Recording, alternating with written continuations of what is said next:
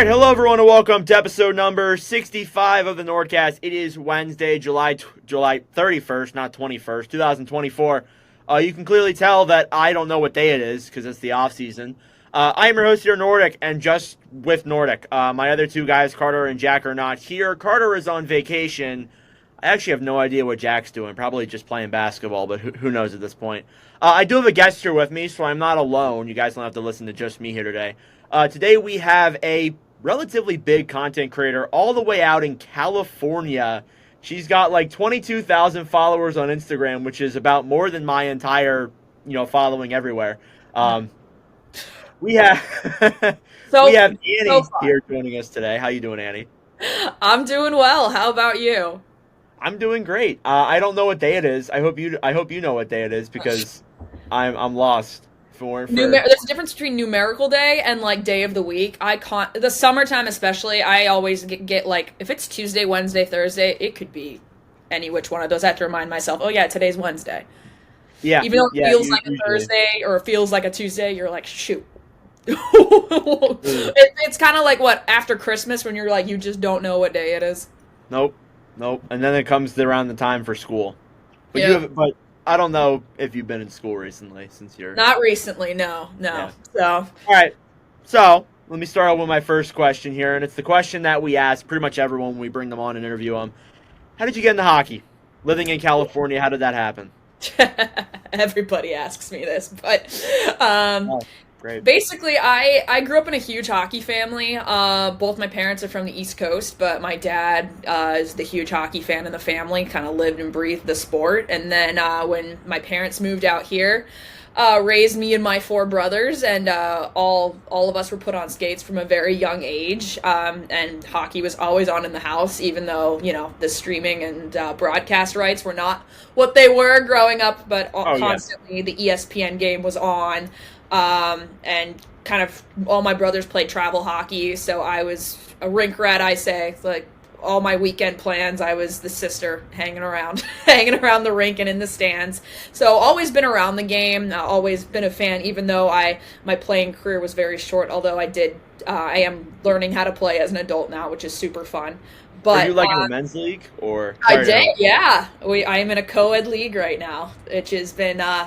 It brings a whole new perspective to talking about the game and a new appreciation for what these guys do night in and night out. Not that I didn't appreciate and acknowledge that this isn't an easy sport before, but it's another thing to actually get on the ice and try to do it yourself.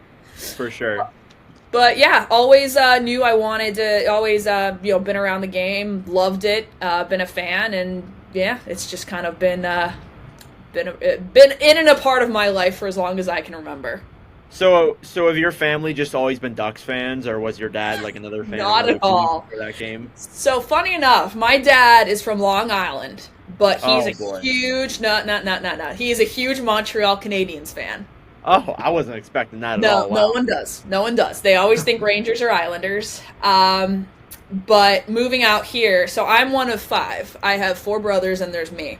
So it goes, my older brother is a Kings fan. I'm a Ducks fan. Next brother's a Kings fan. I'm a Ducks fan. My other brother's a Ducks fan. And then our youngest brother sees us as Kings and Ducks fans, and he decides to be different. He wants to be a Sharks fan. I knew that. Wow. All three California teams are represented in this house, which makes it super fun, especially when all three teams are good in and around playoff time, which hasn't been the case for quite some time. But it's definitely nothing. Rivalry times are super fun here. Obviously, it would be easier if we all liked the same team, but that's not the way the cards were drawn. But wouldn't have it any other way. We love the trash talk. We love the rivalries. So. Does it get heated in the house when like Anaheim plays Montreal, Caulfield versus Zegras? Does it get heated, or is it just a mid-off between the two bad teams? I mean, it's kind of a mid-off at this point. I mean, it was super fun when Montreal went on their run in 2021. We were all we were rooting for it because my dad was super excited, and it was super unexpected, especially that year.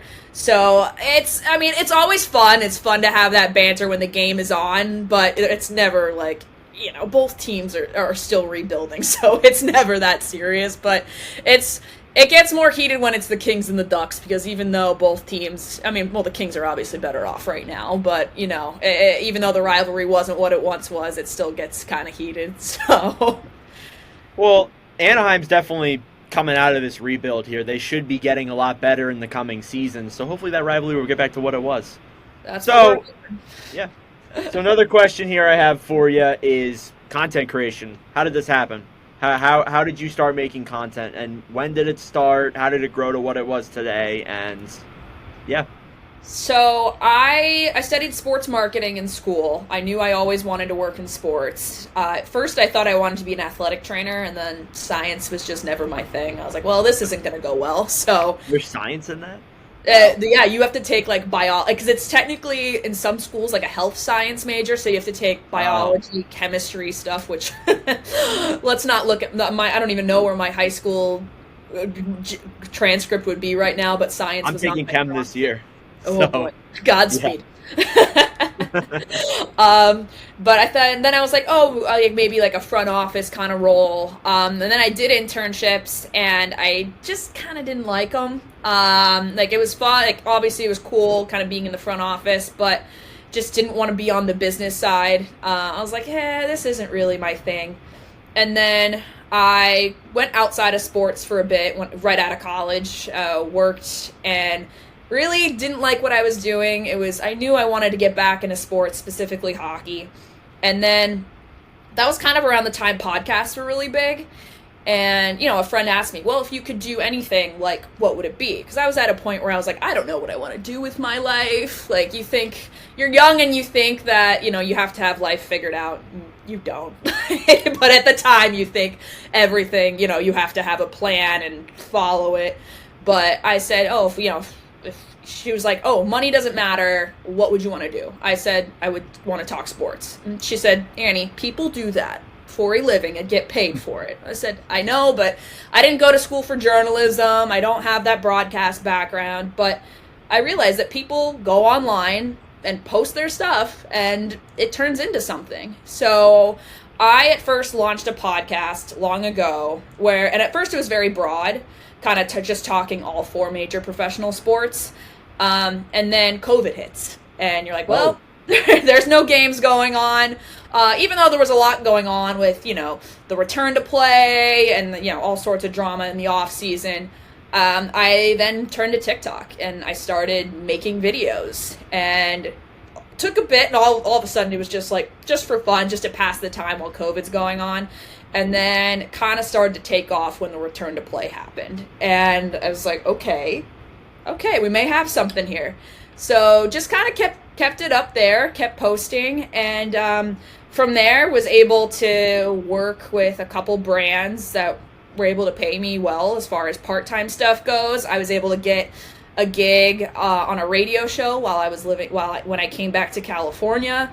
Like, it's just kind of crazy how the world kind of launched itself and the biggest thing holding me back was kind of the fear of what people would think of me. And what if, what if I make a fool of myself? What if people, make fun of me, whatever. And one thing about content creation, and you can attest to this as well, is you got to get over that.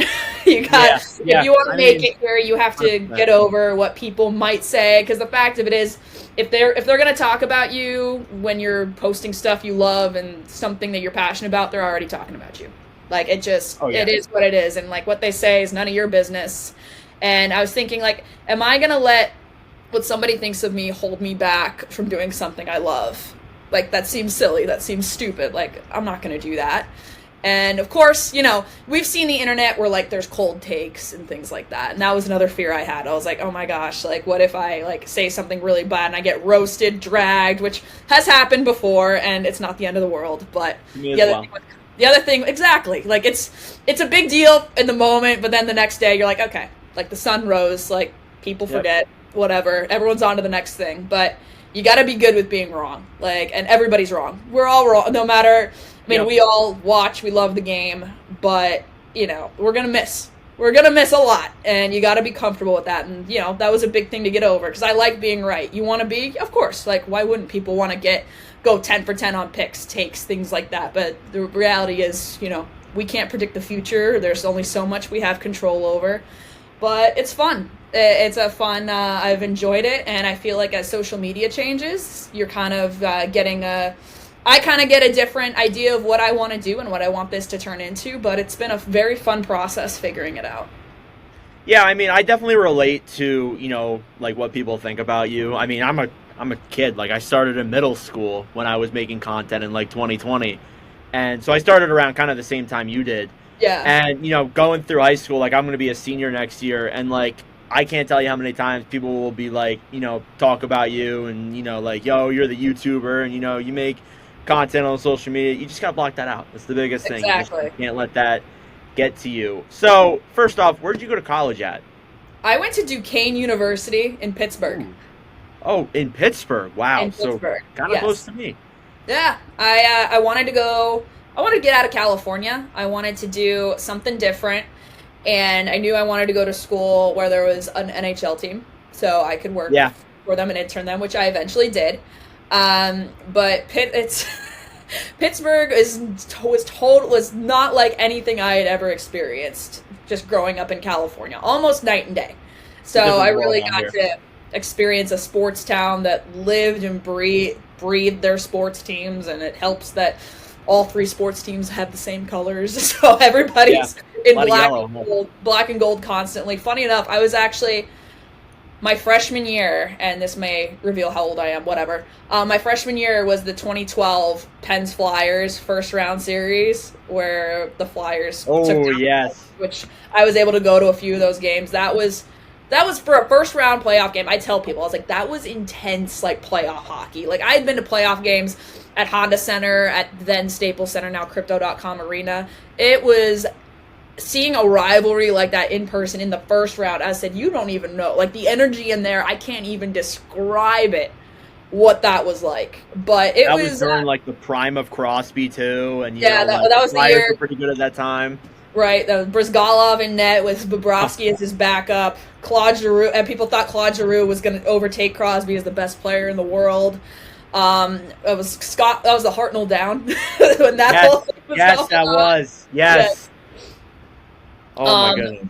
But yeah, it was wild. But it was, I knew living in Pittsburgh, I was like, this isn't forever. Like, I couldn't see this past my 4 years of college, but it was an incredible experience and got to really appreciate, I think, also where I'm from too, just being from California and being because even like living there, people like, oh, you're gonna convert, you're gonna be a full Pittsburgh fan. That did not happen once. Like, the Ducks came into town, the Dodgers came into town, the Ducks came into town, I was front of the line, I was there, always very proud to rep my teams. So sometimes you have to like go away to appreciate where you're from and where you want to end up. So it's never bad to try anything new either. Like going to you went to the completely other side of the country, so it definitely was like it's a whole different world out here compared to what it is out there. So yeah. So when did these brand deals start coming?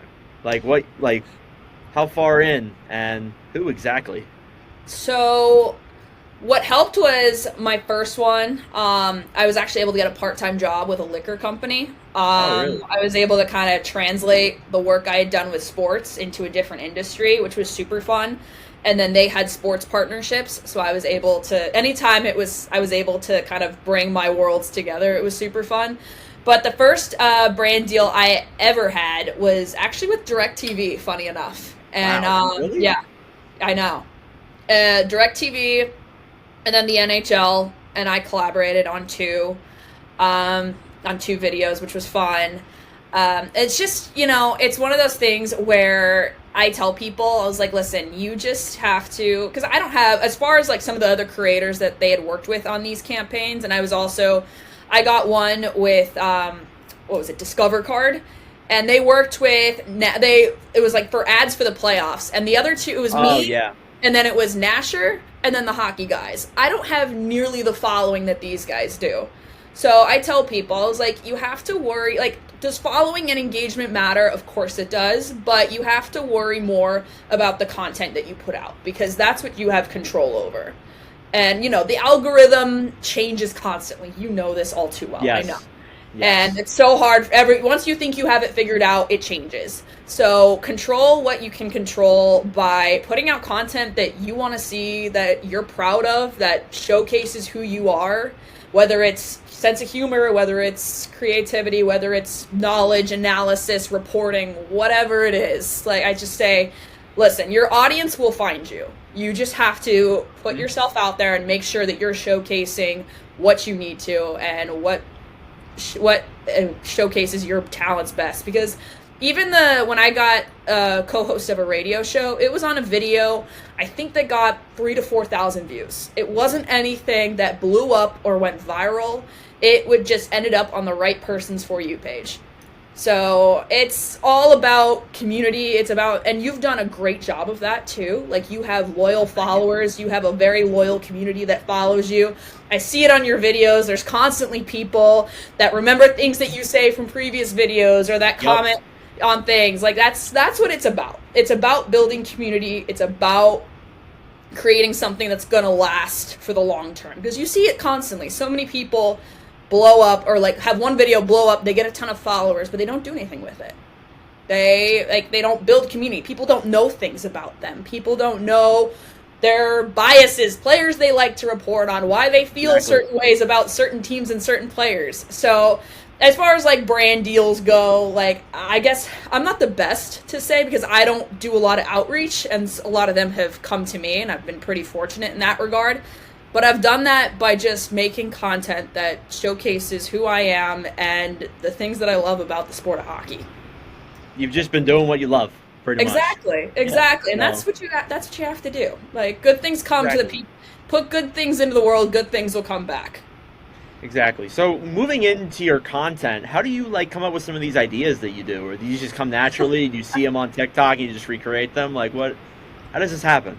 So it kind of depends on the content. Like, if there's something big happening with one of my teams, obviously if something big with the Ducks is happening, I know to make a video. Like, I know people are going to be expecting a video from me. So I'm like making sure, it's a drop everything. It's kind of a drop everything. You're like, okay, like, timeline matters here. But as far as like the skits and the ideas, I am somebody that just, I remember a lot from things I've watched. Like, I'm somebody, I will reference SpongeBob at least once a day. So no meanies allowed.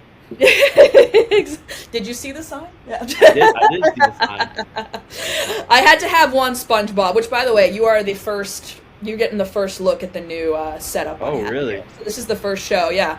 I don't know if you can tell, that's the Stanley Cup. That's Dustin Penner, Ryan Getzlaf, and Corey Perry. There's the Miracle on Ice Sports Illustrated cover, which I found in my parents' garbage, believe it or not. What?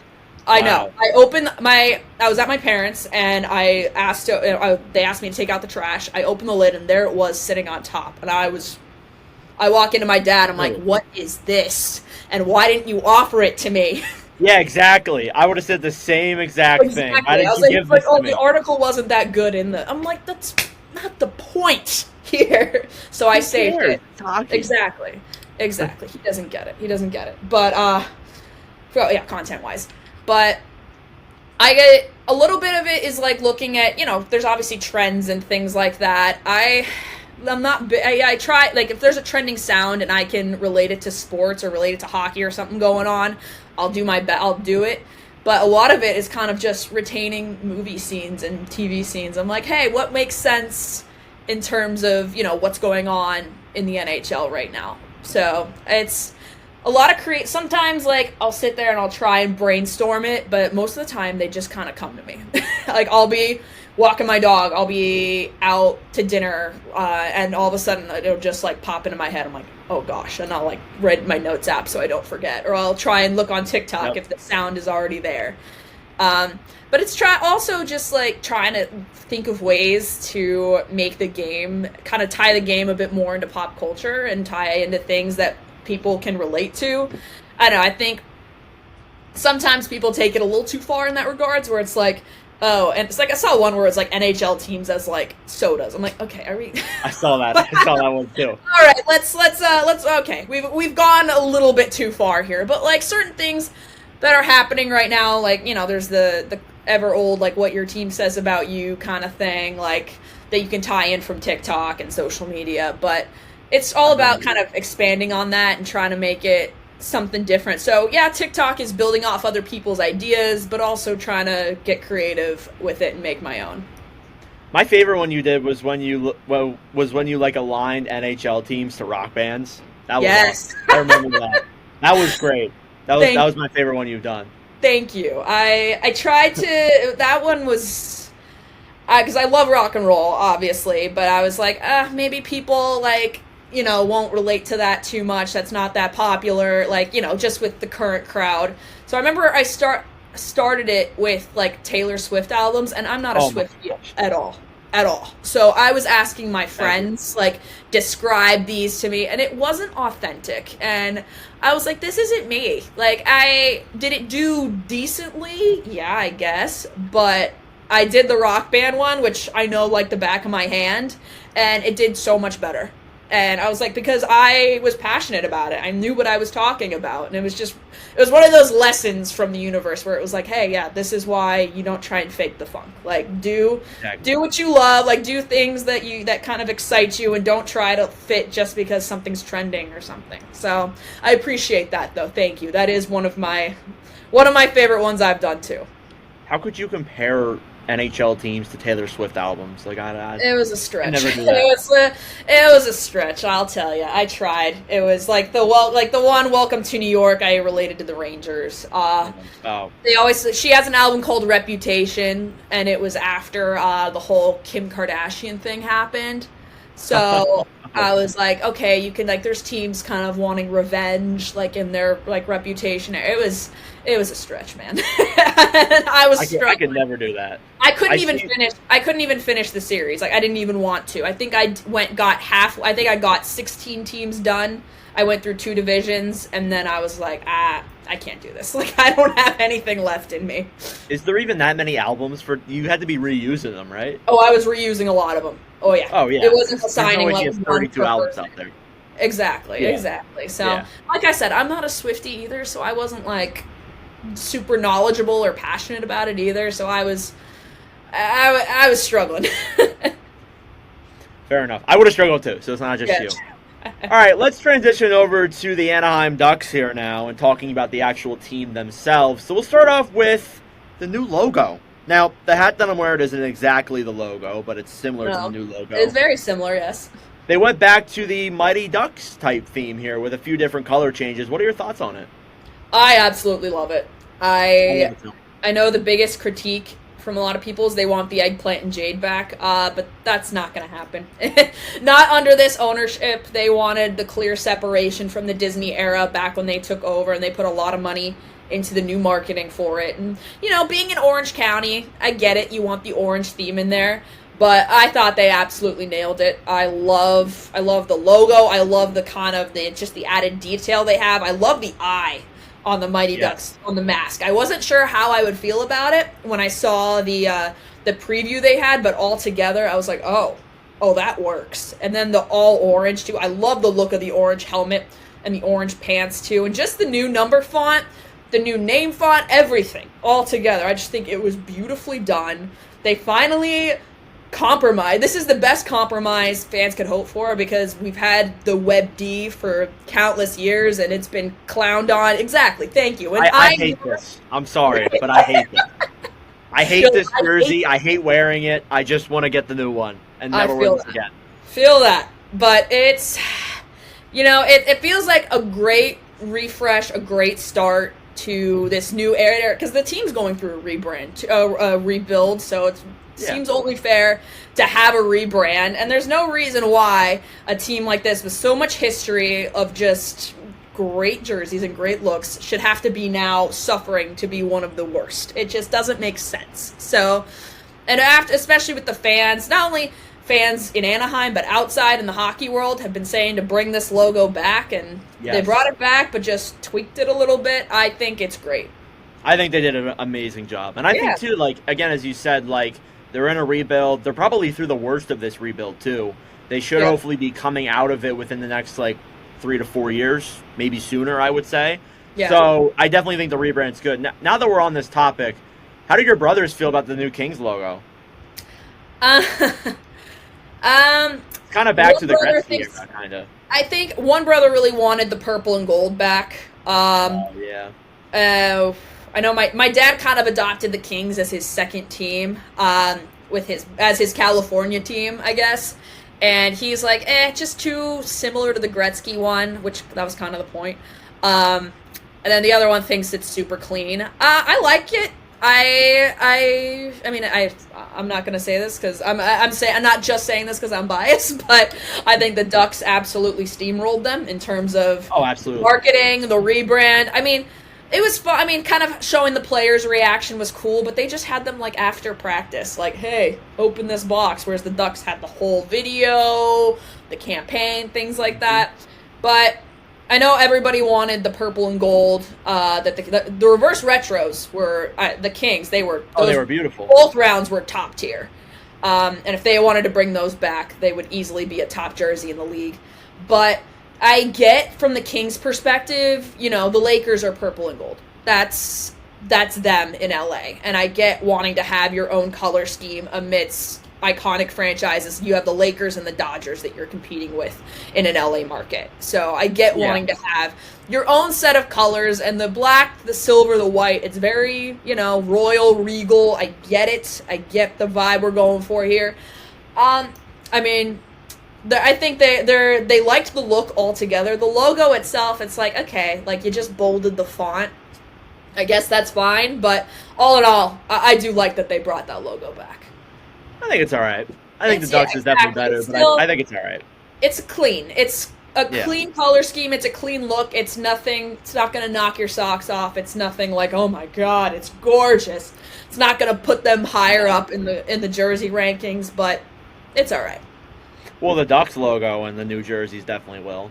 People seem to have and it's funny too because I'm a Flyers fan. People seem to be saying the Ducks copied the Flyers. I think you made a video on that too. I did make a video on it, yes. Which, I get it in terms of the orange, but also no one owns a color in this league. Like the amount of teams that are red, white, and blue. Like the Oilers have yellow, orange.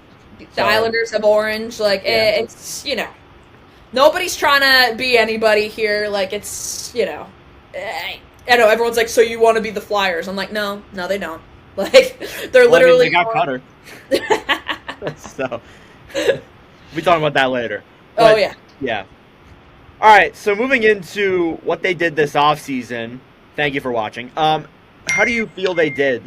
Especially did you think the moves that they made, even though they didn't make much, was the right thing to do, or should they have made some more moves?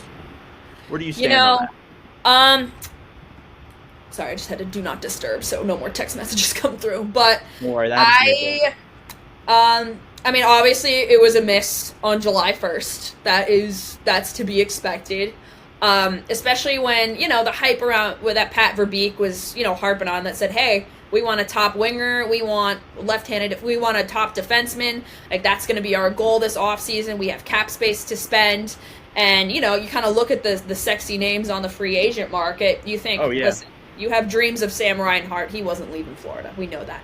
But, once the Stamkos once you start to hear that things with Stamkos and Tampa weren't going well, you start to think, okay, Pat Verbeek has history there. Alex Killorn's on the team. Hey, that could be a possibility. And even Jonathan Marchessault not signing with Vegas. And, of course, Nashville ends up landing them both. Which, listen, the Stamkos numbers, that's a hefty deal for where the Ducks are as a franchise right now. But they easily could have made that Marchessault deal work. So at that point, that's the gamble you take with free agency, though, is that, you can go to market, you can offer the world to these players, but they got to want to come play for you. Some of these guys, the Verbeek had overpaid in the past. I mean, look at the Ryan Strome, Alex Killorn, Radko Gudas deals that he signed last summer and the summer before that.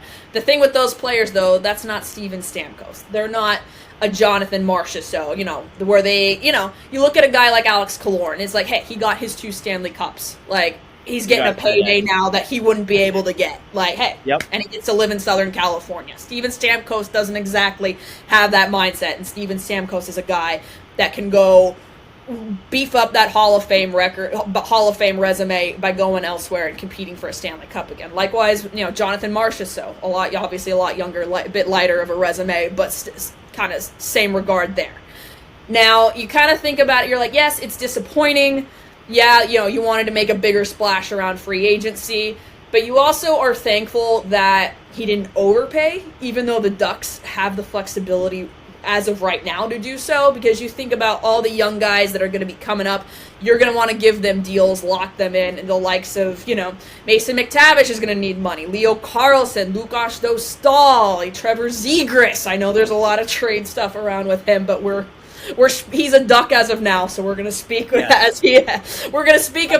as he's staying a Duck. So you just think about all the talent that you got to lock in the years to come. You want to give yourself the flexibility to be able to do that. So I'm comfortable with the Ducks not offering that Stamkos, that deal that Nashville offered Stamkos.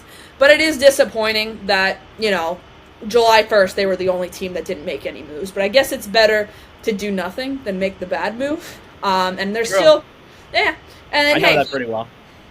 So, my Flyers didn't do anything either, so I'm not. Yeah.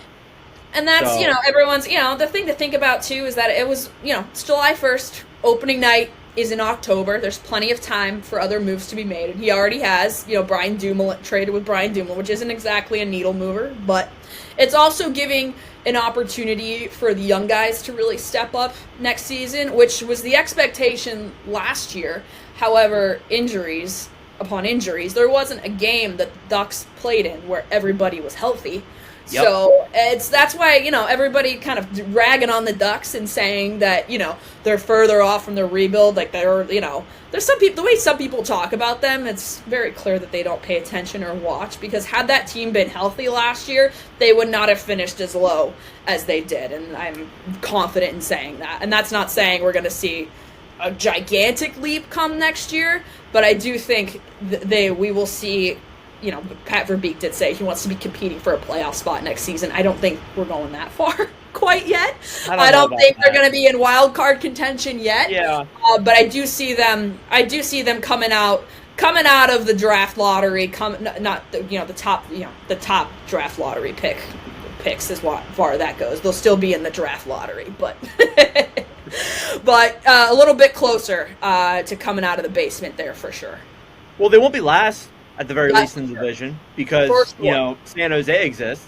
Yeah, they got Mike Group's cooking over there too, though. So maybe. Well, I mean, I have them 6th in the Pacific. I think that I look in terms San Jose. Yeah, they got better. I think they're still 8th. I think Calgary got a lot worse. They're built for the future, but they got a lot worse. And I look at Anaheim. They have a lot of young players. And I look at their top 6. It's actually a pretty good top 6 if all their guys convert very well. And again, as you said, stay healthy. Leo Carlsson was awesome in the games that he played. I remember the Flyers came down and played Anaheim, and we won the game. But Carlsson scored a hattie, and it was I remember saying in the game, I'm like, this kid's going to be special. So going into that, what is the young guys which one are you most excited to watch this coming year? Is it Cutter Gauthier? Is it Leo Carlsson in his sophomore year?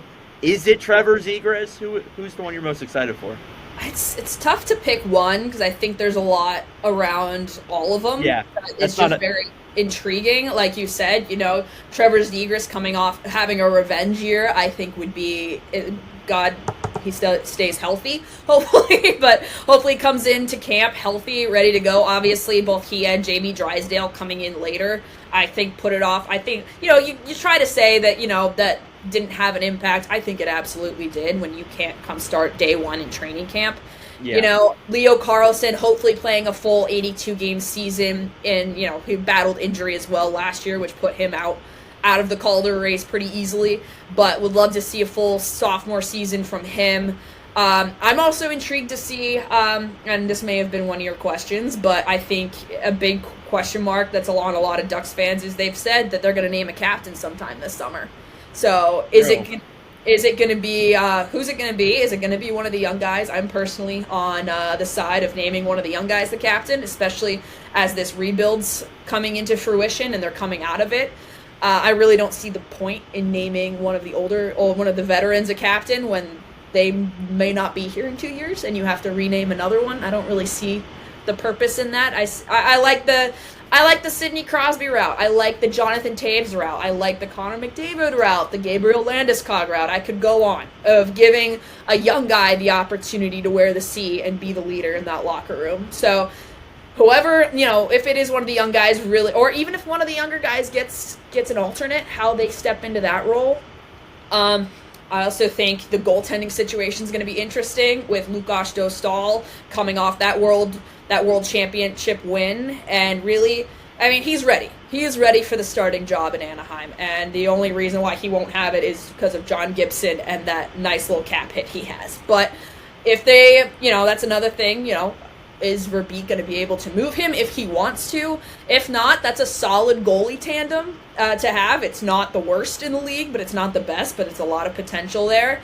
And, but it's time. I do think Dostal is absolutely ready to take the reins and be the starter. It'll just be interesting to see how that all plays out. And looking at the blue line, too, I mean, you have Pavel Mintyukov, who is just showing signs of being an absolute weapon on the blue line. You have Olin Zellweger, too. I mean, there's limitless potential and so much talent on this team and coming up through the system. It's really exciting. So next year, God willing, everybody's healthy, we'll get to see a lot of positive steps moving forward. The overall prospect pool and just youth of this team is just so exciting to talk about. I mean, again, as you said, Carlson, Gauthier, McTavish, Zegras, that list goes on and on. It's just really exciting. Yeah. So, going back to what you said, who specifically would you name captain on this team? I go back and forth. So, I was on the Troy Terry train for the longest time, and I still think he would be a great choice, especially because he's locked in. That was a 7-year deal he signed last year, so he's got 6 more years now where he's locked in. He's only, I want to say 20, he's got to be, 27 years old now? He is 26. I have a put up on my thing next to me. Okay, so. All right. I was like, whew. But, still, not one of the young guys, but still, he's locked in. He's going to be a part of that core. He played under Getzlaf, really, played on a line with Getzy his last year, so really went under his wing and kind of got that mentorship from him before he retired. And I really think it was the smart move to not have a captain after Getzlaf had been there and worn the C for so long, because it really gives a chance for a guy to, if there's no C, you have to have a guy step up. Somebody has to step up without having the letter, and just kind of shows who the natural leader is, who wants to be there, take control, say something, something to the team here. And I saw a lot of positive, signs from Terry, especially dealing with the media, speaking up for his players, standing up for his players too. I mean, I think back to the Jay Beagle, Trevor Zegras incident in Arizona, 2 seasons ago that was, and Terry was one of the first guys in there to defend him. Took a nice took a nice black eye from Jay Beagle. It's one of those things where you really step up, step in. Mason McTavish is a guy whose name's been thrown around, obviously captaining that Team Canada team. People are looking at him. I wouldn't hate it. I would be shocked if they picked him. I think you always see him. He's always involved when there's scrums and things like that. Yep. Kid needs to stay out of the box, though. So if they're gonna make him the captain, I think you got to see more discipline from him in that regard. But it wouldn't shock me if they went younger. I hope they do. Like I said, a dark horse candidate for me, honestly, is Leo. I also see signs. I really see a lot of leadership looks from Cutter Gauthier as well. Just the way he handles himself and kind of the maturity there. But obviously, you're not going to give a rookie the C, especially he's not a generational talent. Respectfully, amazing player, but it's not like you're seeing a McDavid or Gretzky here. So it's not one of those instances where you make an exception for a guy that's played one NHL game. Wouldn't it be crazy though if they named him captain after one NHL game? One game. Oh my! I mean, God. that would be something Pat Verbeek would do.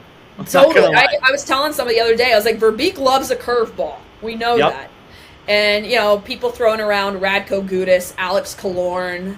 And I was just like, I see alternates for them for sure.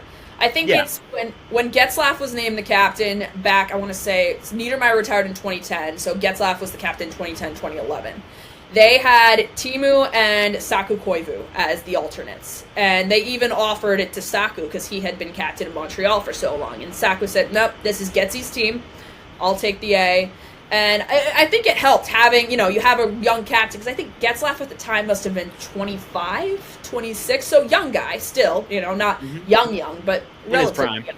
In his prime, exactly. But you have those veterans around him to kind of help in that regard. So I think having a veteran as one of the A's, and then maybe one of the younger guys as an alternate. So, like, giving Leo the A, or McTavish the A, I think would be a good move, just as they're maturing, transitioning, and really coming into their roles as NHL players. I think if they were going to give Cam Fowler the C, they would have given it to him already. So I don't think that's going to happen. Yeah. And I don't think he stays past. He's got 2 more years on his deal, I believe. If you have that up, I'm sure you could tell me. But he's also 32. So by the time that deal's, he's probably going to get traded next season. To be honest, next season, that's what I'm predicting. Yeah, or even this season to a contender. Because the Ducks have the ability to retain some of that cap too, which is nice. Even though you want to avoid dead cap as much as you can. But if I'm picking today, Troy Terry's the safe pick, I think. But if I'm gonna be bold, Leo was Pat's pick at number 2. So he was. My bold pick is Leo. My safe pick is Troy Terry. I like that. I think my pick would be Terry, but I could see the other ones too. Yeah. I hope they don't go older. That's my only thing. Again, too, this is a young team. If you go a guy, I remember when the Sabres, a few years ago, they went with Kyle Okposo. Yeah. And he literally just got traded. Not even 3 years later. So it would make sense to name someone that is young who can, stay with the team for a much longer period of time. And I think Terry would be probably the safe pick. But again, could be someone else. So looking at the draft this past year with the Anaheim Ducks, I think they made 3 picks. They drafted Beckett Seneca at 3rd overall, which is kind of a shock. They took Stan Solberg. And they took someone else. I can't forget the other guy. You're going to have to give me a second here. But what were your thoughts on the Seneca pick? Because that was kind of a shock. That was a shock. To be frank, Pat Verbeek is a guy where you really, even going back to last year with the Leo Carlson pick, even the other GMs had no idea who he was going to take it to. So he's a guy that plays things very close to the chest, doesn't like to get a lot of things out. So I was not, when people thought, who is he going to pick? It's one of those things where you're like, I have no clue. I'm just going to let Pat do his thing. There's scouts on that team. They know what they're doing. I like to think I do a good job of staying up to date on players, on prospects, scouting, things like that. But these guys have access to God knows what else. So you have to be able to, trust that they're making the right decision. But my face was looking exactly like Bennett's when he got drafted. I was not a name I was expecting, but hey, it's transpired into a lot of fun conversation as well as some good marketing for the league. Have you seen the shirt that says "What the Duck"? I bought one. I got one. Yeah, I saw it. I sent it to my mom. I'm like, I gotta get this. I gotta get this right now. Perfect. That's a guy, coming into, he was even saying himself, his playoff run definitely, I think, bolstered his bolstered his stock and really impressed Pat Verbeek and the Ducks. And I think it's good to show some of these young guys that, hey, you can be, no matter where scouts have you, no matter where these analysts have you predicted, it's all about what you do. It's never too late to make an impression. Because people had draft boards going into before last season started for how the 2024 NHL draft was going to go. And here's this kid. He makes a blazing run in the playoffs. He has one conversation with the Ducks back at the Combine, because I don't even think they talked at the draft from what I heard. And the Ducks knew who they wanted to pick. So I trust Verbeek in that regard as far as, he knew his guy. He knew who he wanted. So I'm thrilled with it. And looking at some of his footage from the development camp from just a few weeks ago, actually, kid's the real deal. Kid's exciting. And he grew, 4 inches in 2 years? Like, Yep. And is showing signs of still growing. So who's to say, what this kid could turn into? But I'm excited. Verbeek's always been known to throw curveballs. Again, we've said it in this pod already. But, like, honestly, like, he went off the board in 2021 with McTavish, which was a big shock to me. At the time, I remember that. He went off the board, well, not really off the board, but I think Fantilli was, like, the number 2 pick. Yeah. Like, a lot of people had Fantilli over Carlson. He went with Carlson. And both those guys have hit. So I think that, you look in terms of this, I think this is a great pick for Anaheim. And I like the Stolberg pick as well, the guy they got, like, later on in the draft. I think he's going to be a good defenseman. I thought they would go with a defenseman originally. Like, with that 3rd pick, I figured they were going to go with someone like Zeke Boyum. Yeah. I was a big fan of him. Or Sam Dickinson, which I would have got a Dickinson jersey because Dickinson's my last name. So it would have been pretty cool to have a... Yeah, so that would have been pretty awesome. But regardless, I like the Seneca pick a lot. So I got one more Ducks question for you here before we get into the rest of our stuff for today. Trevor Zegras. The guy has been hated on. He had a really down season this past year. And me and my podcast, we've talked about this before. We have an episode on our series titled Michigan Man. And we did a redraft. yeah. We did a redraft of 2019. Not in that specific episode, but we did a redraft of 2019. We posted it onto our social media, and people said they wouldn't pick Zegras in the first round. And we went into a full 15-minute rant about how people are just underrating Zegras, underappreciating Zegras. So, where do you view on this? Is Zegras overrated, underrated, underappreciated, and what could this year look like for him? It's almost to the point where he's so overhated where he's underrated now. Like, exactly. That's exactly what I said in the episode. And it's crazy where all of this stems from the fact that this is a kid that's so marketable. And he's getting the rightful attention because, hey, like, it drives me nuts. Not only just as a Ducks fan, but as a hockey fan that has been so aggravated with how poorly this league markets its players. And here you are given a player that is so marketable, so fun, entertaining on and off the ice. Meanwhile, and the league does they start to do the right thing, bringing him to the All-Star game. I think that was the great move, despite what people may think, and how I do think the breakaway challenge has gotten a little goofy. That was the weirdest thing I've ever seen. I think we lost the plot in Florida. That's when we kind of lost it. But I thought Jack Hughes, I thought that whole thing was clever. What they did, but Florida is where it kind of got okay. Let's we've lost the plot here, but. You see the league do these things. They put him on the video game cover. We're talking that alley-oop assist to Sonny Milano. 20 million views overnight just from that play alone. Like those are numbers that don't happen for the NHL. So they see a player that is super marketable. They market them. Meanwhile, then fans start asking, "Oh, he's not that good. Why is he getting so much attention? Why is he getting more attention than players X, Y, and Z?" It's like because those players have the personality of a wet sock. Like that's why. McDavid's a robot. So literally a robot, like trying to pull funny. Which, granted, like sometimes you'll see him in interviews. He'll have one-liners where you're like, that's kind of funny, but it's not like intention. It's still in that robot kind of form he has. But it's crazy just how overhated this kid is. Where he does anything. Somebody finds a way to criticize him. I mean, even.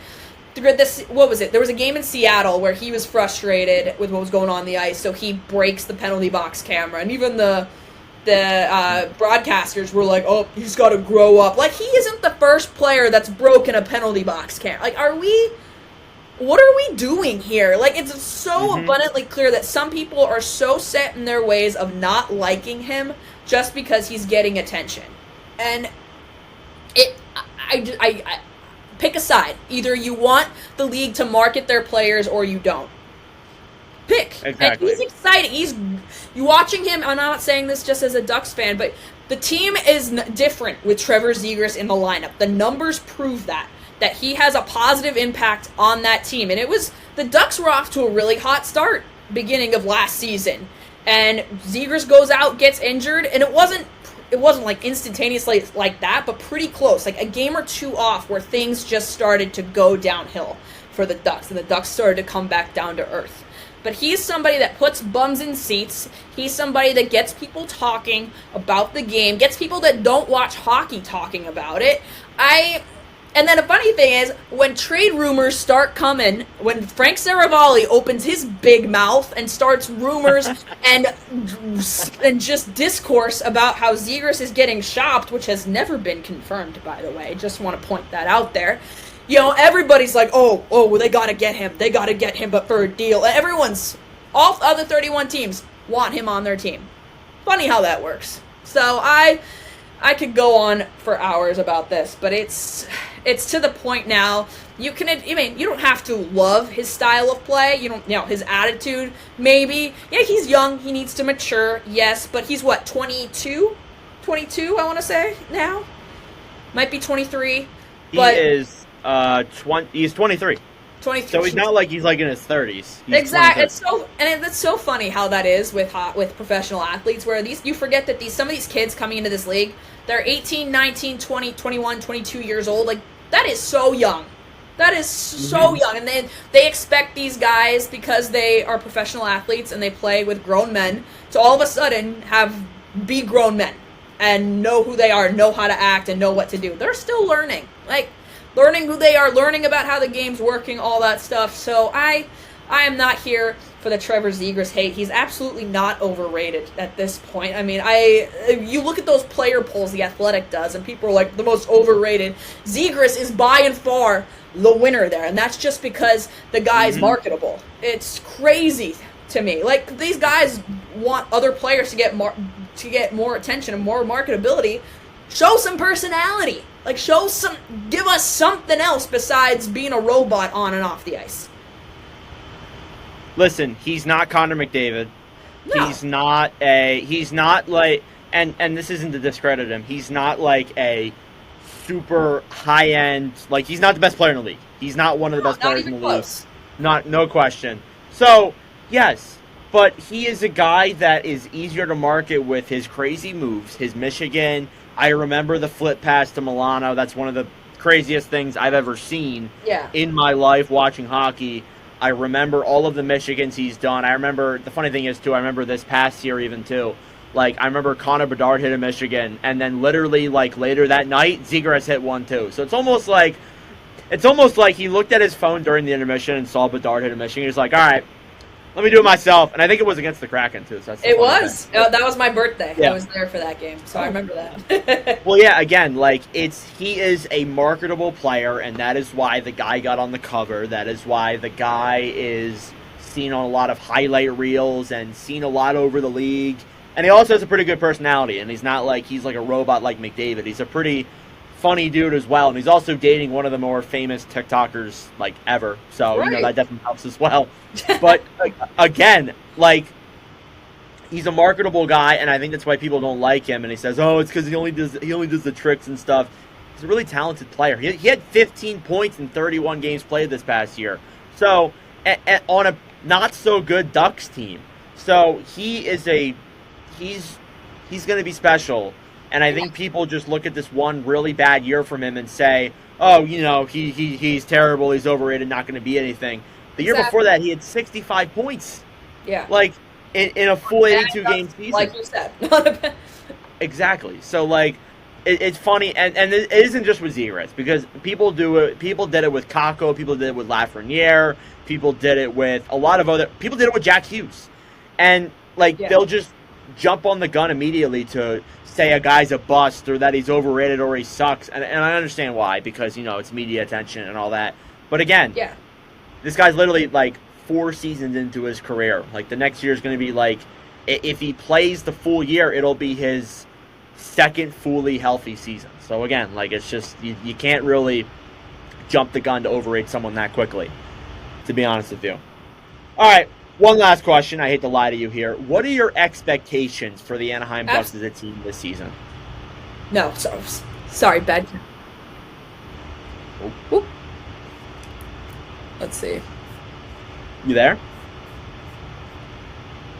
Having technical difficulties here, guys. My apologies. Sorry, you're frozen. Oh, am I? Is it me?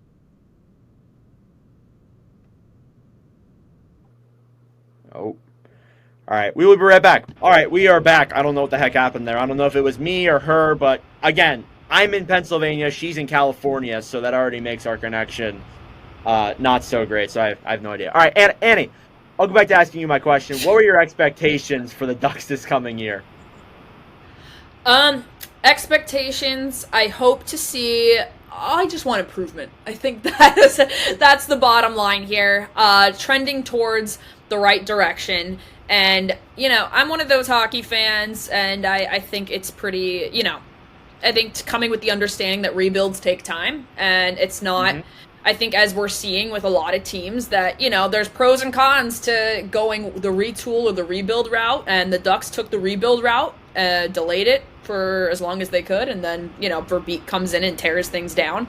But, we're kind of seeing it with the Kings where, a retool isn't foolproof, and eventually you gotta shift gears and think about other things, kind of shift gears and kind of try other things. But, patience with it. I think a lot of people expected Verbeek to come in and have an immediate turnaround and kind of things immediately skyrocket towards the right direction because there's so much talent in the pool, but it's not the way things work most of it, not all the time. Like, it's a thing that you need patience with. I mean, look at Colorado, look at, kind of what they had to go through in order to build up to where they are now. They had to be bad for a good bit. They had to build up, get those top 3 picks multiple years. So for me, I just want to see, like I said, trending progress. I know, because one of the biggest critiques from Verbeek is like people were saying, oh, we haven't seen any progress. We haven't seen change yet. It's like, well, we're in the rebuild right now where you're starting to see these young guys are coming in. This is when we're going to start to see that trend back to contention. And we hope to see progress last year, but obviously with injuries that didn't happen. So I just want to see marked improvement. I'm not expecting playoffs next year. I think I said a couple months ago, I said 2 to 3 years. Then we'll see the Ducks back in the playoffs. And I'm comfortable standing by 2 to 3 years at this point. So hopefully not in the basement of the league standings this year. That is my hope. Does that mean you sacrifice, a high pick? Yeah, it does. But it also means your team's getting better. So that is my hope coming into next season. And just seeing the young guys kind of come more into their own as NHL players. That is my hope. And improve special teams, too. That's the power play and penalty kill were absolutely atrocious. So Don't worry, they weren't the worst because my team was the worst at that. But I definitely think the team will be better. I think that, they didn't make a lot of moves, to improve the roster. But I think that, honestly, the young guys will be another year in, and I think that they'll chem really well. I think this team will. I think this team could definitely get some offense going for sure. Yeah, absolutely. And I think that will make things really exciting. I mean, all right. the thriving of Frank Vetrano certainly helps too. So yeah, and he's at a bargain. I think just over $3 million. I think is his. Salary. He had a hell of a year this past year. He is getting paid. If I can find him, 3.6. So that's great. That's a steal. But he is expiring at the end of next season, so might see him get moved. We'll see. We'll see. He says he's bought into the rebuild, so we'll see what happens there. But hey, if Pat Verbeek can get a nice, if he has another great year and Pat Verbeek can get a nice deal for him come the deadline, I wouldn't be shocked. I thought for sure he was going to go to the Rangers at the deadline last year, just from what I was hearing. But listen, I didn't hate the result in the Eastern Conference Final. We'll just leave it at that. Right. All right, so one more thing here before we get into news and other things around the league. I asked the fans to ask you some questions here. I don't have a ton. I only have 2 or 3. It's okay. This first one here comes from Zach, and we already covered this. He asked, what are your thoughts on the Ducks' overall future? Even though we just kind of said that in a 50-minute. We all broke the bright. Future is bright. Future is bright. This next one comes from Marcusi or Marcus. We also covered this too. He said what Anaheim does with Zegras, what exactly happens. How does the how does she feel about the perception of Zegras? Kind of already went into that. We went over the perception of Zegras. We didn't talk about the trades necessarily, like the rumors. We did not. We did not talk about that. I personally, I don't, unless the Ducks get offered a too good to be true deal for him, there's no point in trading him now after an off year. So that's why the Frank Saravalli BS about, him being shopped, I was like, why would he be shopped now when his stock couldn't be lower?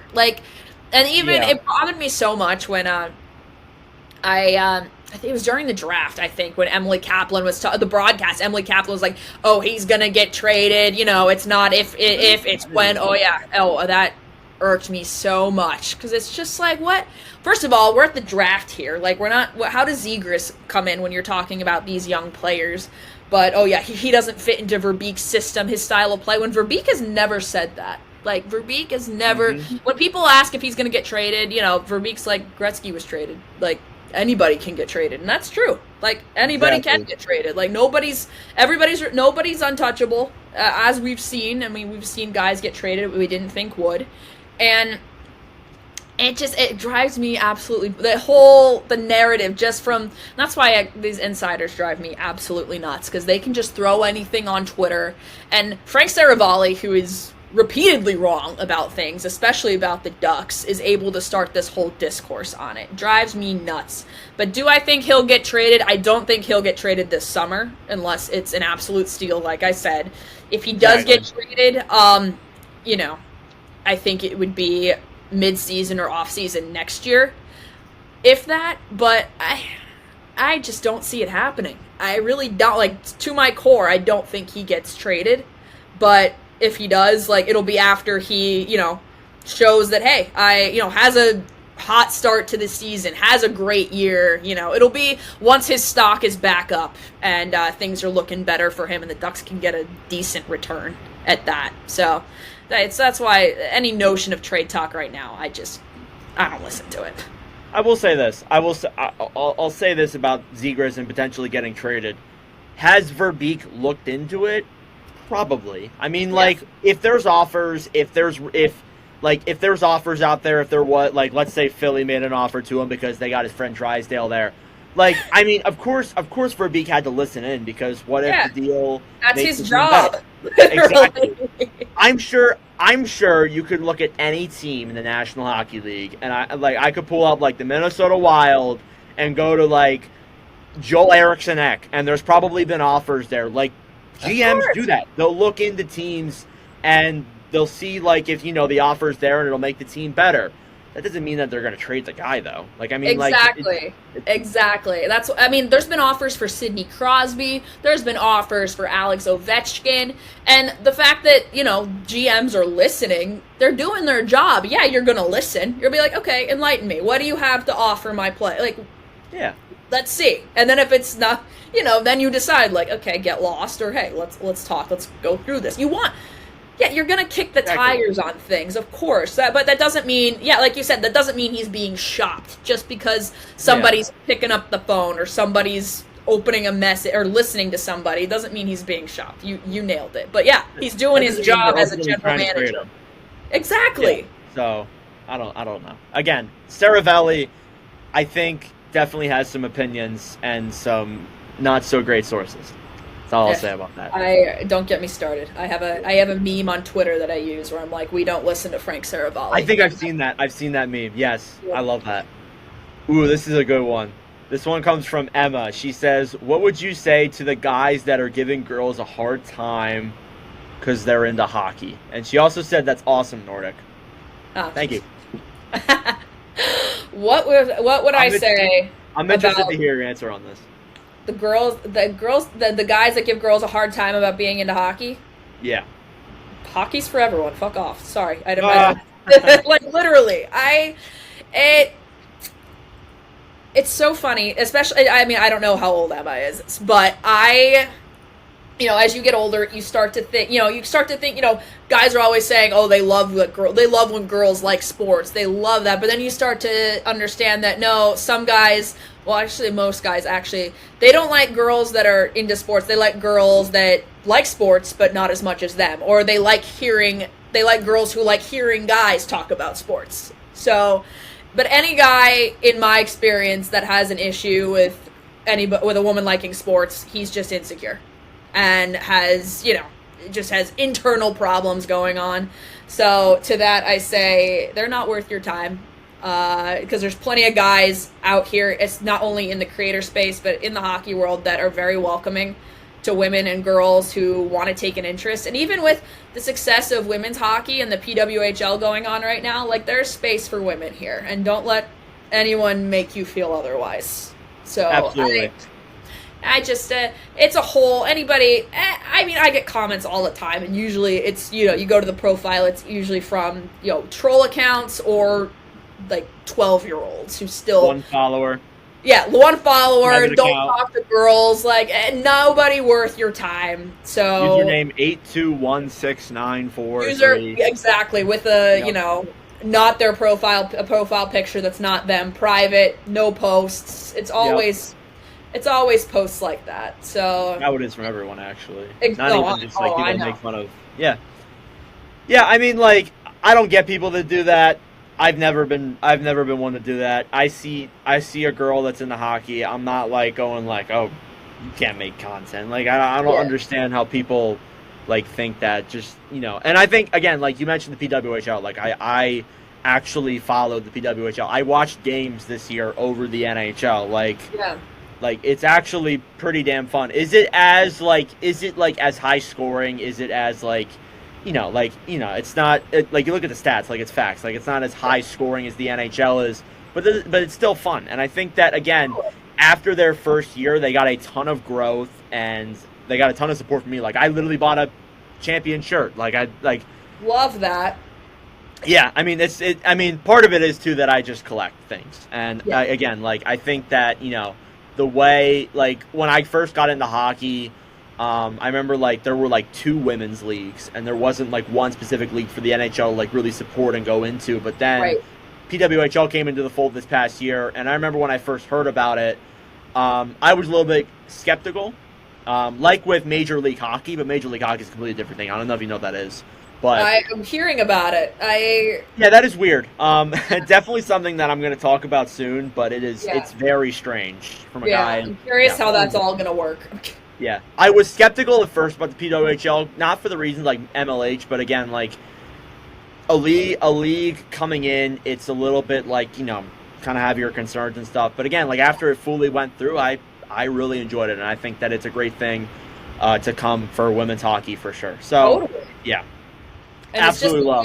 They're gonna add more teams. The growth is coming for them. Like, it's crazy to think the amount that they've done, and it's only been a year, and the funding that they have. It just shows, like, you invest in women's sports, good thing, people will come. And we've seen it with the WNBA this year too. We see it, you see it tie over to, women's college, from women's college sports to the professional leagues. So it's the beginning. It's only the beginning as far as a resurgence for women's sports. But yeah, to any women listening to this, don't let anybody make you feel like you don't belong here or that you don't have a right to be a fan, because you do. So that's the thing, is like, and I tell people, I was like, what gives somebody the right to tell you, unless you're being, obviously all the, racist, homophobic, all those, unless you're being a bad person, nobody has the right to tell you that you can't like something or be a part of a community. So, and there's plenty of, we have a good number, as far as hockey content creators, I think we have a good mix of people, specifically on TikTok. I think it started back in 2020, it kind of, like, there were a lot, and I think the number has definitely dwindled down as far as, like, consistent posters. I remember there were a lot of them, There used to be a lot, and now, like, the numbers, like, there's less of us now, but it's still, like, a very strong community, and a lot of people are posting more about it, which is cool. Like, it's fun to see the growth of, whether it's myself, Mike, you, Marcus, Max, people like that are just have been a part of this community, and we all have our special little corners, our little niches. Well, we all post about the league, and we love it, and we promote it in a really healthy way. So, if you're looking for communities to be a part of, and, because that was a tough thing for me growing up was, I didn't have friends that liked hockey. So I went to the internet and that went on hockey Twitter, which back in the day was nuts. Not what it is today, but, it's still nuts. It's still nuts. Still pretty crazy. It always will be. But, we're lucky enough now where we have creators that have communities that are really supportive and, welcoming for people. And while we're on this topic, though, you brought up that you collect things. And as somebody that also collects jerseys, I have to ask, because I get it all the time. Do people ever, question your fandom because you own multiple jerseys? Yes. Yeah. I mean, you make videos on all 32 teams the way I do. It's funny, too, because in the playoffs, and this is something that I deal with a lot. I tell my girlfriend all the time, I'm like, oh, I'm a fan of this team today. I'm a fan of this team yesterday. And the funny thing, too, is, I would post, I did elimination videos for, every team that got eliminated from the playoffs. I did it for the Ducks, I did it for the Oilers, I did it for the Stars, I did it for all the teams. Besides Florida, obviously. And in every single comment section, I got people clowning me because they thought I was a Rangers fan, or they thought I was a Hurricanes fan, or they thought I was a Ducks fan. It's unreal, how that happens. It's definitely something that I deal with. Absolutely. Always. It's always I could never own another team's jersey. I'm like, okay, that's you. Yeah, exactly. That's you.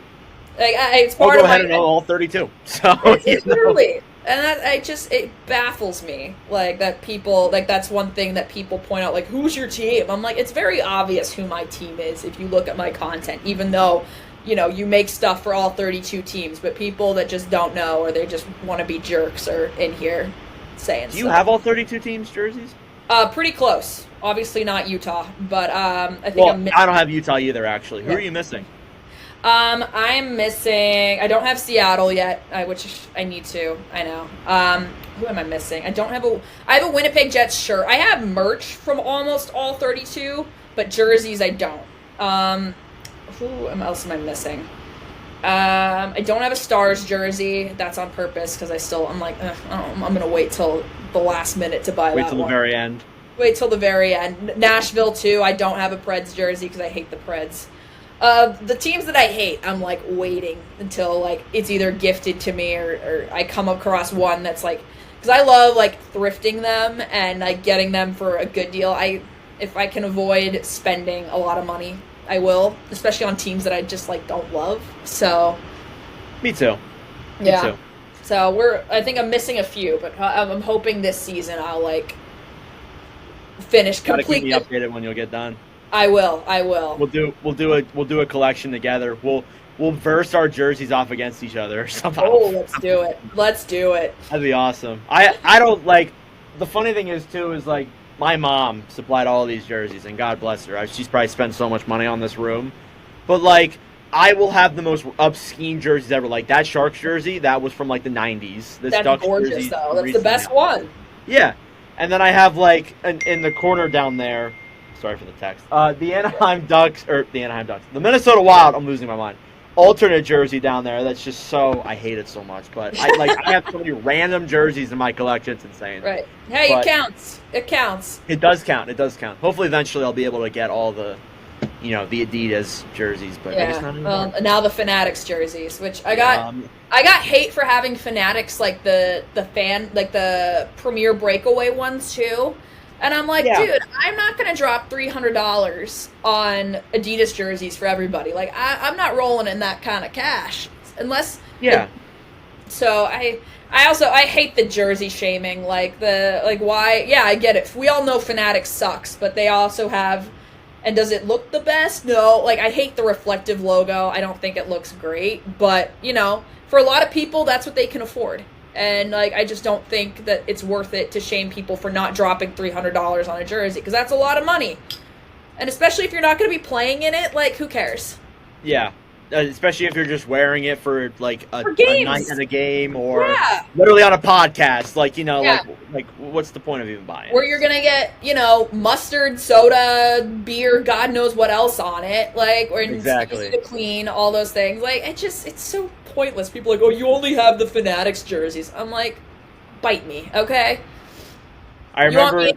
You Yeah. want me in Adidas jerseys? You Venmo me the money. How about that? Yeah, exactly. I remember I spilled like Chickies and Pete's sauce Yeah. on a jersey at a game, and I was like, oh no. Anyway, so like like again, and it was Oh, a and actually it was a Carter Hart jersey, so I will be wearing that jersey again. Actually, you know what? that's going in retirement, isn't Maybe it? I'll just put more stuff on it. Maybe I'll Yeah, just eat that's wear in when I the eat. graveyard. Yeah, it's in the jersey graveyard. That probably won't be pulled out of the closet for a long time. Yeah. Anywho, moving on now to the other things we do need to discuss. So one of the biggest things that I wanted to talk about with you was the Cutter Gauthier versus Matvey Michkov thing. So Cutter Gauthier got traded to the Anaheim Ducks in January of this past year for Jamie Drysdale and a second-round pick in next year's draft. And the outrage from Flyers fans when it came out that Gauthier didn't want to play for Philadelphia, didn't talk to Briere or Jones in the World Juniors, was absolutely unbelievable. I remember when Drysdale first came to town. And I think even too, like, I made a video on it, you made a video on it. I think I even tagged you on it and said, enjoy Cutter Gauthier. And I remember Drysdale's first game. Kid got an assist on a goal, and when they said his name, like, it said assisted by Jamie Drysdale, that building exploded. Like, I wish I was there for that game. It was freaking unbelievable. And it seems like the guy has just become a Philly icon within, like, the first game of him playing. So when the trade broke, what were your thoughts on it, and what was your instant reaction? Because you like Drysdale, right? Drysdale wasn't, injury wise, the kid just it couldn't catch a break. So yeah, it really it felt like he really never had a chance to, which was nobody's fault. You can't predict injuries; it just is what it is.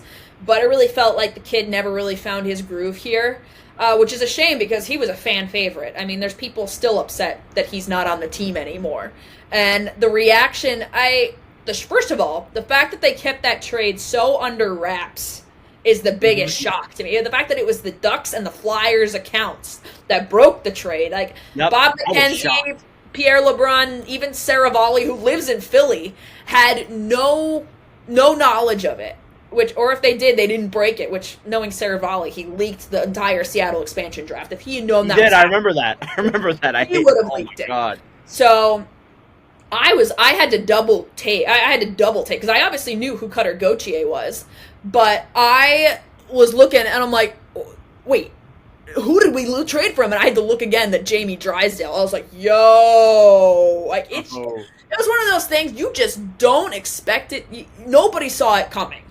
But then you sit down and you think about it and you're like, it makes sense. When a talent like that comes on the trade market and you have a player that you can offer in trade for him, the whole situation too, I did a whole video breaking down the timeline and everything, and obviously we don't know what exactly happened. We don't know what it was that changed the course of Cutter Gauthier and his feelings towards being a Flyer. But, and you could argue, was it handled the most maturely? Obviously not. The Flyers were pretty left in the dark in a lot of regard. And I don't think it's a bad thing that players, having a say over and having some control over where they play and where they want to play. Obviously, as a young guy, that there's that Flyers, there's that old school mentality where you have to earn your stay, kind of earn, having a say like that. You go to the team you're drafted to and things like that. And obviously, it's tough to judge. Was it handled the best? Obviously not. But it's really tough to judge off because we don't know what happened. Something happened that changed the tides here, and it wasn't torts. It wasn't, you're checking off all the things that it wasn't from what, Cutter has said, and he's done everything but say exactly what it was. So, yeah. That aside, as far as, when you sit down with the trade, you're like, you know what? The Ducks have a lot of talent on the blue line. The one thing they were missing from their draft stock was a pure goal scorer. Guy that loves to shoot the puck. And Cutter Gauthier is that. So, you're crazy World Juniors. Right. So. And you're a guy like Pat Verbeek, and you see him come to market that he's available, and you've got young guys to offer. Might as well. And Jamie's talent, Jamie's experience speaks for itself. You can look at the things he's able to do. Amazing skater. I loved watching him play hockey when he was healthy, and he was just coming into his. It really was a shame that he was injured not last season, but the season before, because that really was the year you were going to see him really take that next step into an NHL defenseman. Like, he was going to be that guy. So as disappointing as it was to see Jamie go, obviously getting a guy like Cutter Gauthier in return, like, you got to be excited about it. I remember getting a lot of hate online because I said that, hey, as far as, Pat Verbeek saw a guy that was available that he wanted, he went out and got him. Like, he improved the prospect pool. He saw a need. He addressed it with a position that the Ducks are well stocked at the blue line. So, they could afford to let go of a guy like Jamie. And I got met with so many subtweets, so much hate. Like, we're allowed to be upset about Jamie Drysdale, okay? Like, we're allowed to be hurt about our favorite player leaving or someone we love, blah, blah, blah. I'm like, grow up. Like, I don't care. Cry me a river, respectively. Like, yes, like, be upset. You're entitled to your feelings about your favorite player leaving. Trust me, I remember Corey Perry getting bought out by the Ducks, all right? I wasn't happy about it either. I remember that time, too. But I got over it, all right? The sun will rise in the morning. Jamie Drysdale is not dead. He's just across the country playing on a team. Hey, and I love that, he went to a franchise that seemingly, the reaction, I love that he was welcomed with open arms. And although, it was from, on the end of, calling him quit, with the guy, saying he didn't want to play there. So you're like, oh, we're going to embrace this new guy. Hey, might as well. Like, I will defend the Ducks fans and the fan bases as well. There's just no comparison between Southern California fans and Philadelphia sports fans. Like, well, we're insane.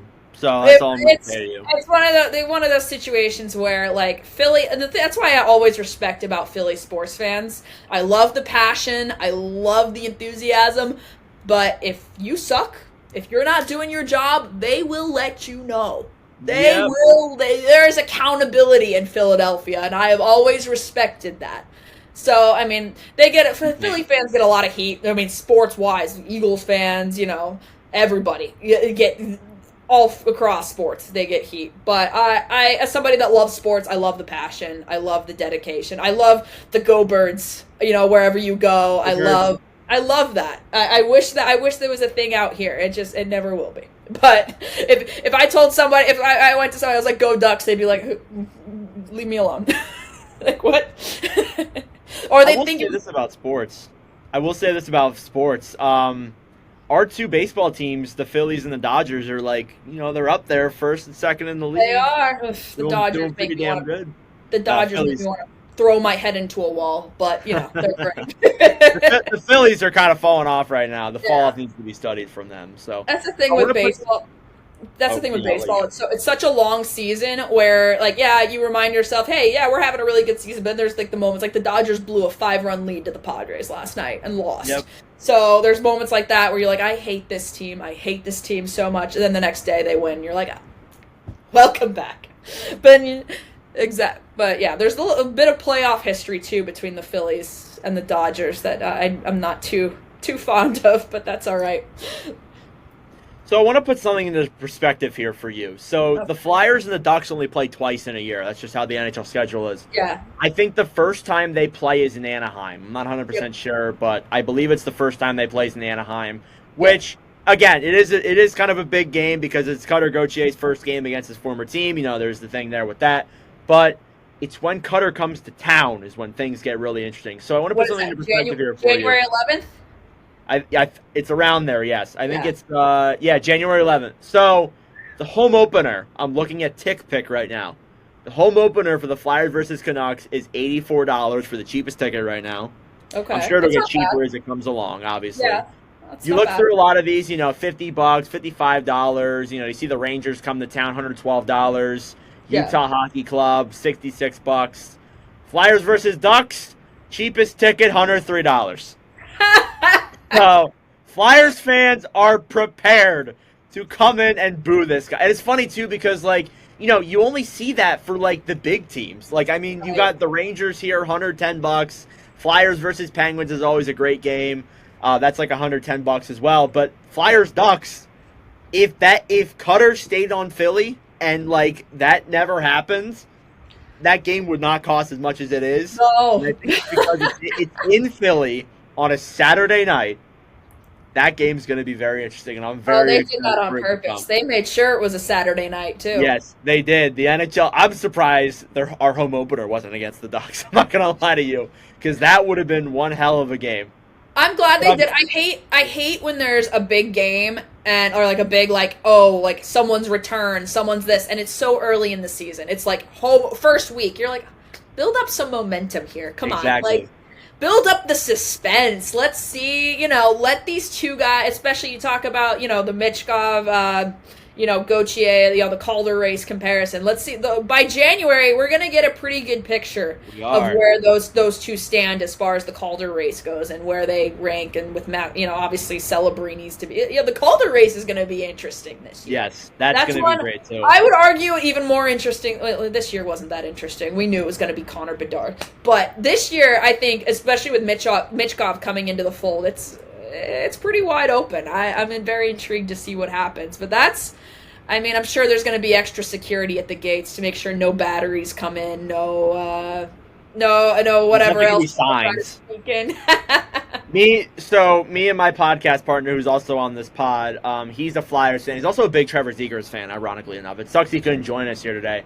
But we have been talking about it, and we talked about it last episode too when Michkov came over. We were saying, like, he lives in Winnipeg. He was going to make the trip down and meet me down here for this game so we could just boo the hell out of Cutter. So if you want to come too, and we can have some fun, you can come down and we can boo Cutter. I'm not booing him, but I've looked at it. It's definitely on my list in terms of games to travel to. So I'm all for rivalries. We're in an age where rivalries are dead. They're not what they used to be. Like, it's just, there's no bad blood. There's no intensity around them anymore. And I don't know if it's scheduling. I don't know what, I think you can blame a lot of things on why rivalries just kind of aren't at the height that they were, but I am all for it. Like, give it to me. I want blood. I want hatred. I want it. So I'm all for this, especially like an unconventional one like the Flyers and the Ducks. Yeah, especially like two teams that like play each other twice a year. Once in their own building. Yeah. So like it's just it's gonna be a great game. Imagine in a few years too down the road they'll be meeting up in the Stanley Cup Finals. Let's speak it into existence, friend. Let's speak it into existence. Let's make it happen. I would love nothing more. All right, moving into some news around the National Hockey League.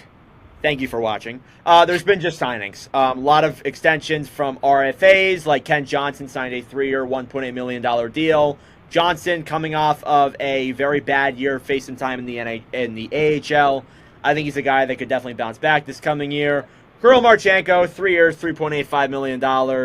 Also a very solid forward who came out of nowhere in Columbus, a guy that essentially wasn't looked at to be a big-name guy, came in, put up really good numbers, and I think has a really bright future ahead. Brock Faber, this is a surprising one. So I figured that we would see a little bit before Faber would sign a contract with the Wild, but he signed a 8-year, $8.5 million deal that begins in 25-26. This guy's coming off of his rookie season.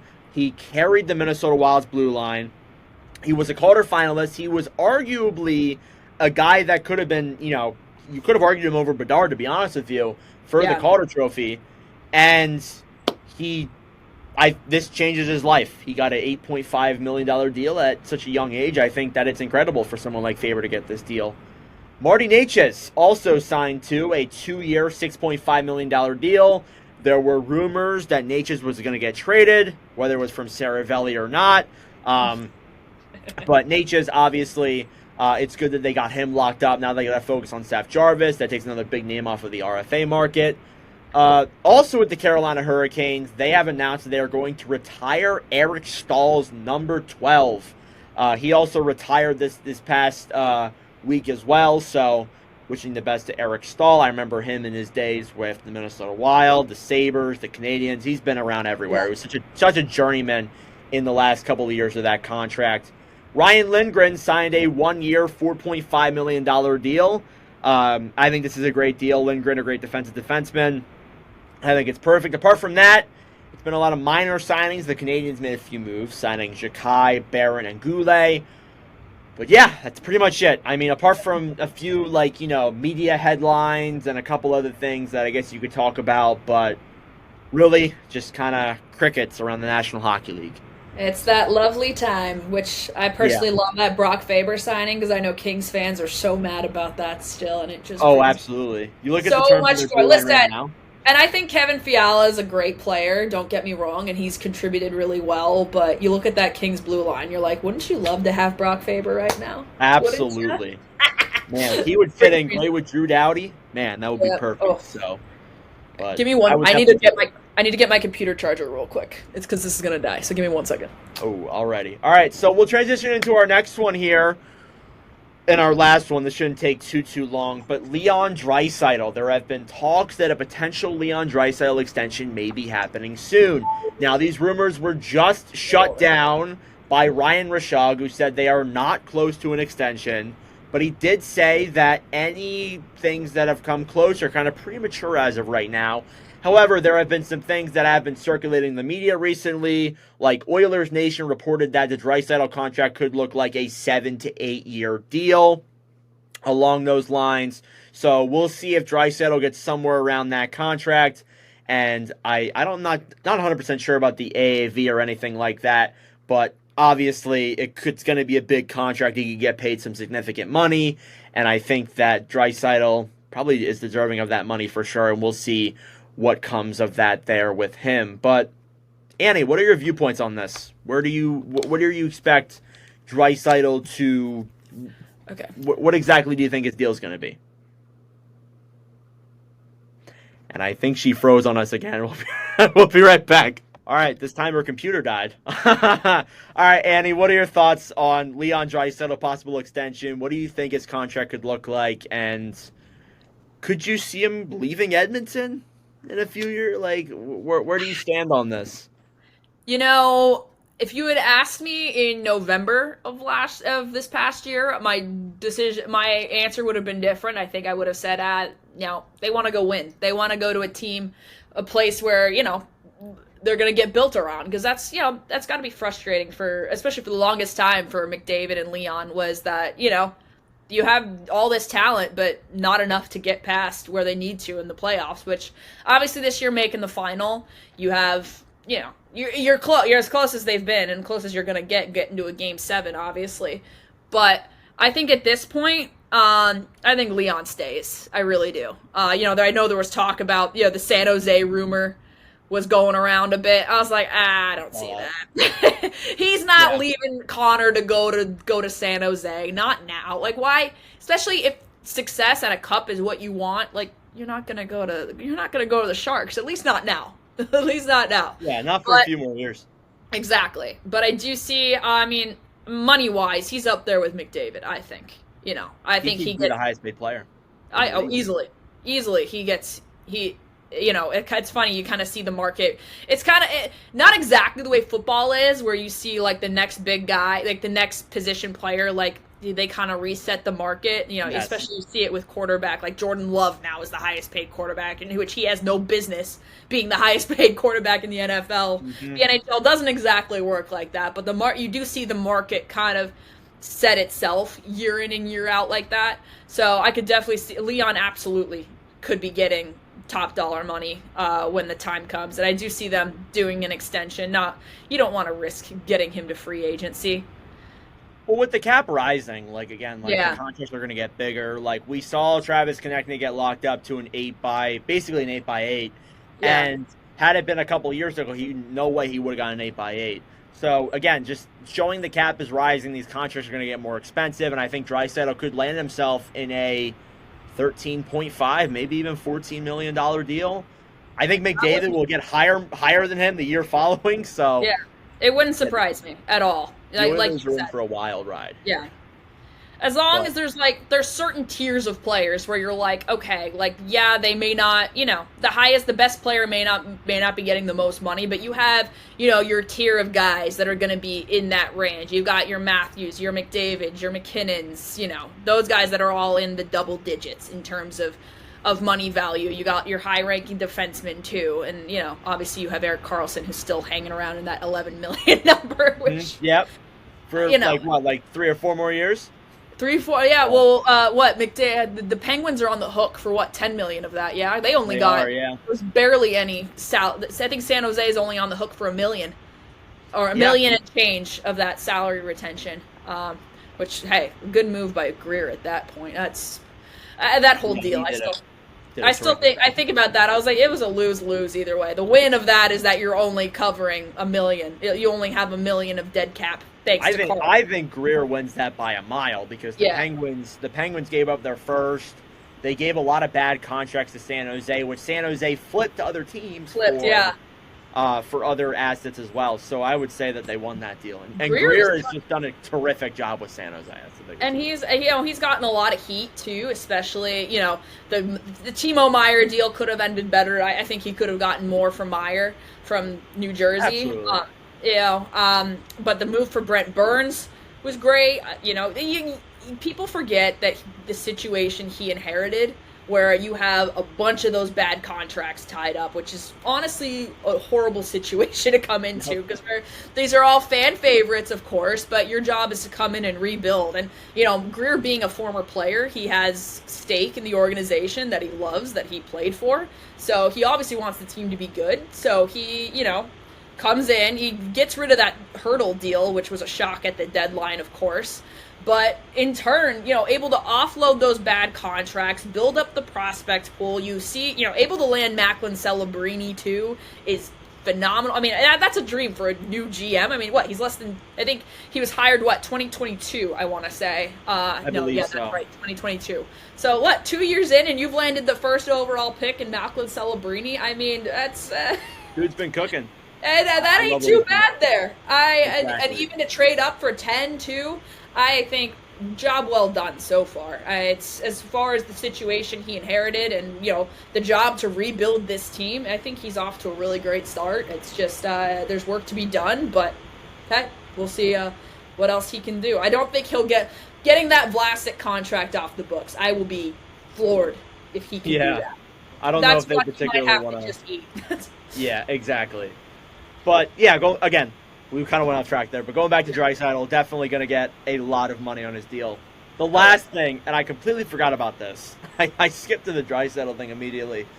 ESPN released their top 25 best players from the 2000s, and it's interesting to say the least. They already did a great job in quotations, with their top 100 players from since 2000.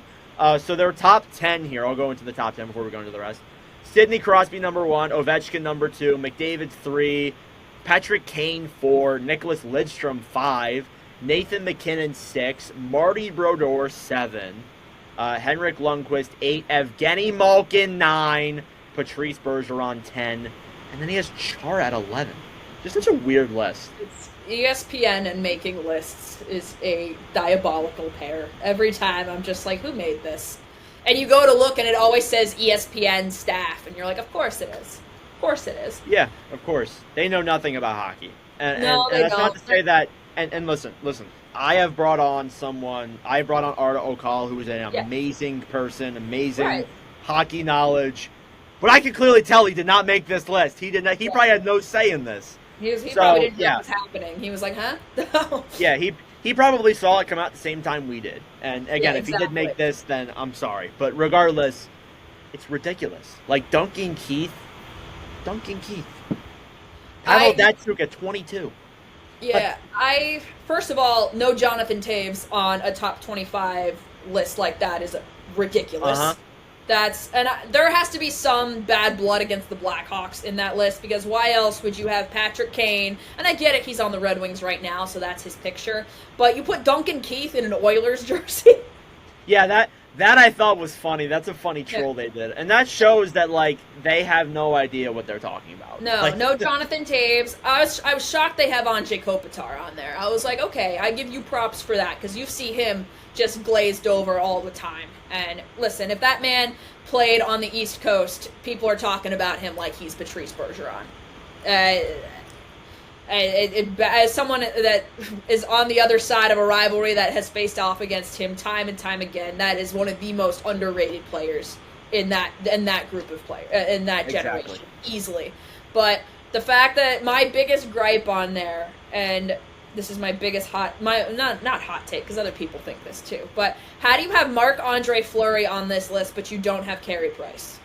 Exactly. How? Like, I don't understand it. I'm taking Carey Price 7 days out of 7 over Marc-Andre Fleury. I'm sorry. It just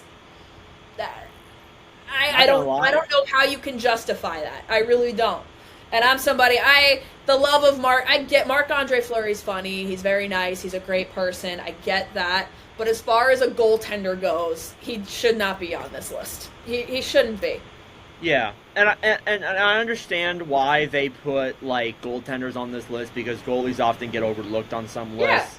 Yeah. And this is something that I do too, because it's hard to put goalies in with players. It's a completely different position.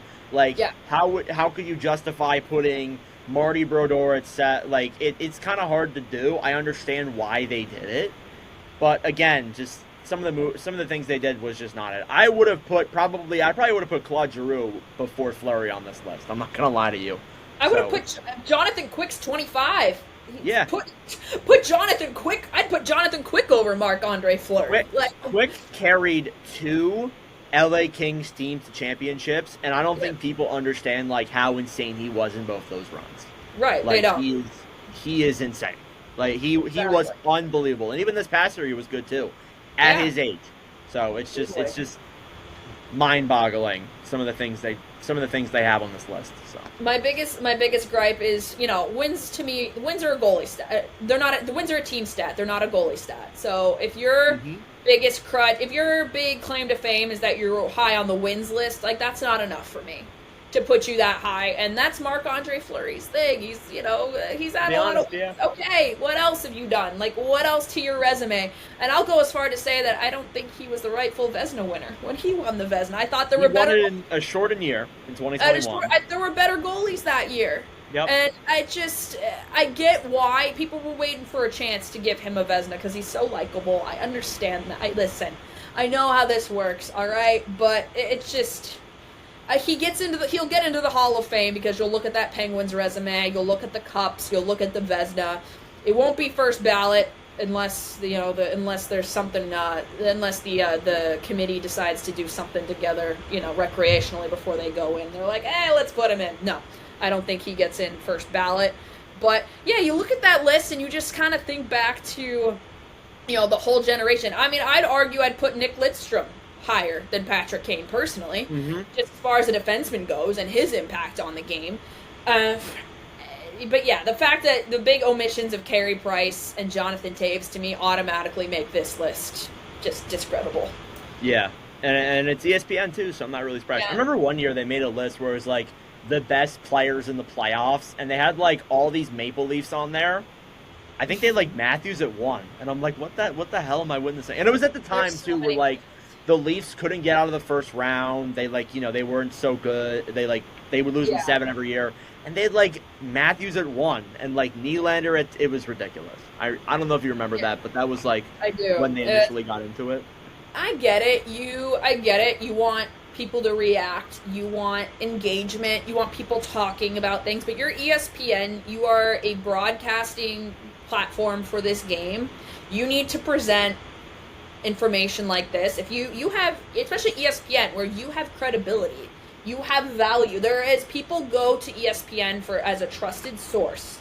So you can't treat it like it's just like for views, engagement, or gossip, things like that. Like, you have to take these things seriously, because people will. Like, you have to take it beyond just engagement, in my opinion. I think as ESPN, you have that responsibility. And the fact that they do this is just, like, it's so annoying. It drives me absolutely nuts. I remember the one year where they like asked the question on one show where it's like, which New York sports team's the closest to winning a cup or winning a championship, and one of the guys said Rangers, and they were like, they don't count. They don't count. Stephen A. doesn't know about hockey. That's right. I did a video. Gary Bettman. It's just like you've been broadcasting the game for 2 years, and you have to sit there. I get it, you're not on the hockey broadcast team, but you should be able. You broadcast in New York. You should be able to speak to major headlines regarding the team. Especially they had just traded for Patrick Kane, too, just a few days prior. Like, you should be talking about that on First Take. You should be talking about... And they bring on PK, which that's, I think PK's very entertaining. He's got charisma, all that. Mm-hmm. I don't think, as far as his takes go, I don't love them. And some of the things he talks about, like, it's the same regurgitated takes with him with the Oilers. Like... Yeah. Like, you could tell, like, certain points in time, like, he was not watching them. He was... Exactly. Yeah. That's all I got for today's episode of the NordCast. Annie, thank you for coming on. This is a great episode. That was Thank you. Thank you for having me. I apologize for the couple technical difficulties there. No worries. No worries. I'm sure that'll make editing a pain for you. I apologize. No problem. We had an episode. We had an episode where we brought on the guy we brought on before us, Zach Sadden.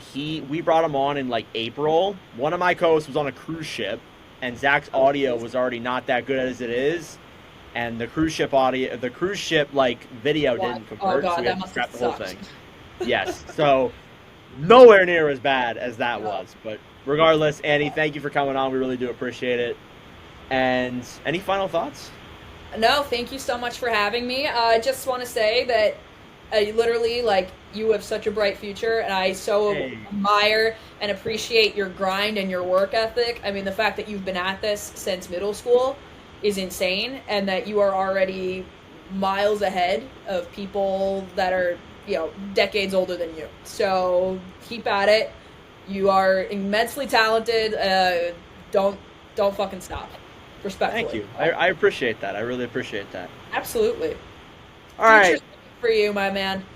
Yes, I hope so. I really hope so. All right, this will conclude episode number 65 of the NordCast. Thank you for watching or listening. If you enjoyed on the YouTube end of things, be sure to like, subscribe down below. I really appreciate it. And if you're watching on the audio end of things, give us a good review. Tell your friends, listen to the other episodes. If you want to follow the NordCast on Instagram, follow at NordCast_. If you want to follow the TikTok, follow at NordCast. If you want to follow the Twitter, follow at NordCast_. And that'll do it for this episode today of the NordCast. I am Nordic, and I will see you guys in the next episode. Adios.